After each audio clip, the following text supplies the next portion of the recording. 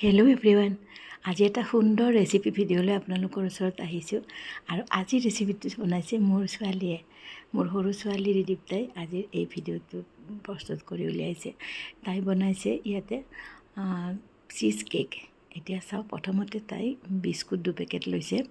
আৰু ইয়াতে আপোনালোকে যিকোনো বিস্কুট ব্যৱহাৰ কৰিব পাৰে, কিন্তু এই মাইনাই ডাইজেষ্টিভ বিস্কুট ব্যৱহাৰ কৰিছে। আৰু ইয়াতে চাওক, এইখিনি মিক্সিত মাৰি লৈছে বিস্কুট 2 পেকেট, আৰু লগত দি দিছে ঘি বা বাটাৰ, আপোনালোকে যি দিয়ে।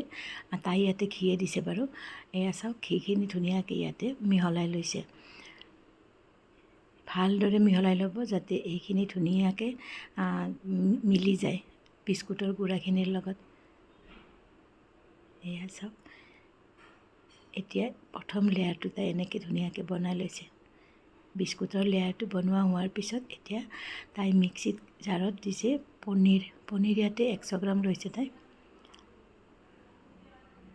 এয়া দেখিছেনে, পনীৰ আপোনালোকে যিমান ডাঙৰ কেক বনায় সিমানে বেছি পনীৰ ল'ব, আন্দাজত লৈ ল'ব। আৰু এতিয়া ইয়াতে দি দিছে তাই আমুল ক্ৰীম, আৰু দিছে চীজটো অপশ্যনেল হয়, আপোনালোকে দিলে দিব পাৰে, নিদিলে নিদিবও পাৰে। খাবলৈ বেছি টেষ্টি হয় বাবে চীজটো দি দিছে। আৰু দিছে ইয়াতে মিল্ক মেড।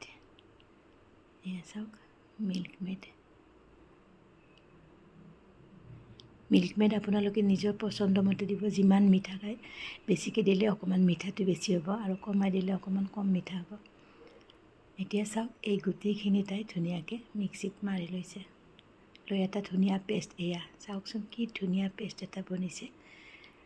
এতিয়া ইয়াৰে লেয়াৰটো ইয়াৰ ওপৰত দি দিব। এয়া চাওক,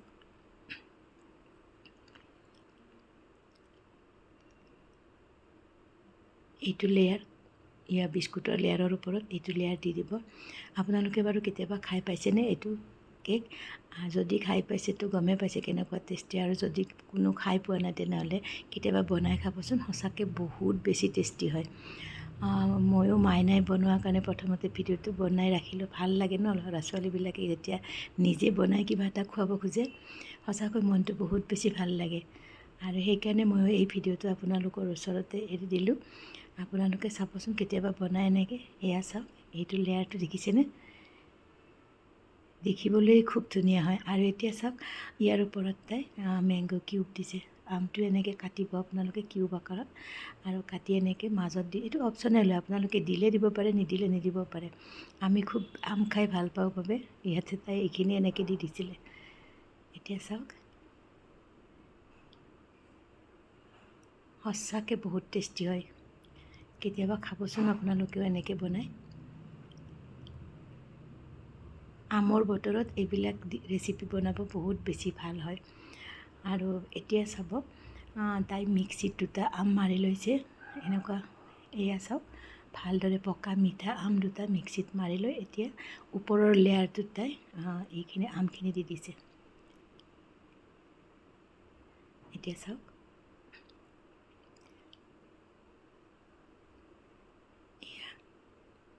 এয়া চাওক আমৰ লেয়াৰটো দেখিছেনে? দেখিবলৈ কিমান বেছি ধুনীয়া হৈছে, খাবলৈ তাতকৈ বেছি ধুনীয়া হৈছে। আপোনালোকে কেতিয়াবা বনাই খাব দেই, নিশ্চয়কৈ বনাই খাব যদি খোৱা নাই। এয়া ৰেডি হৈ গ'ল। এতিয়া এইটো মেক্সিমাম 4-5 ঘণ্টা আৰু মিনিমাম 3 ঘণ্টা আপোনালোকে ফ্ৰিজত থৈ দিব। এতিয়া চাওক, এয়া 4 ঘণ্টা ফ্ৰিজত থোৱাৰ পিছত এয়া চাওক কেকটো কেনেকুৱা ধুনীয়া হৈছে। ভিডিঅ'টো কেনে হৈছে জনাব। ভাল পালে লাইক, কমেণ্ট আৰু শ্বেয়াৰ কৰিব বুলি আশা ৰাখিলোঁ। তেনেহ'লে আজিলৈ আহিছোঁ, পুনৰ আৰু এটা ভিডিঅ' লৈ আপোনালোকৰ ওচৰত আহিম। আজিলৈ bye bye, see you again.